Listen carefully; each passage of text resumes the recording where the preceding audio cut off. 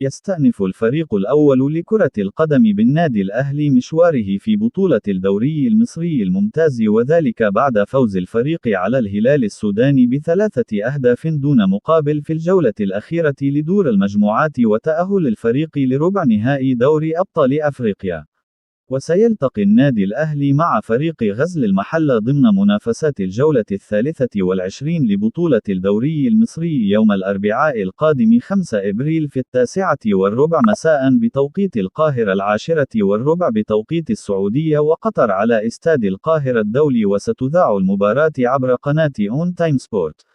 ويدخل النادي الأهلي المباراة في صدارة ترتيب جدول المسابقة في المركز الأول برصيد 44 نقطة، بينما يتواجد فريق غزل المحلة في المركز السابع برصيد 30 نقطة.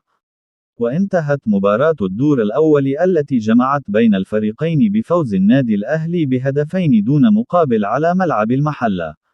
ويتبقى للنادي الأهلي 3 مباريات مؤجلة في بطولة الدوري المصري الممتاز أمام الإسماعيلي وطلائع الجيش والاتحاد السكندري.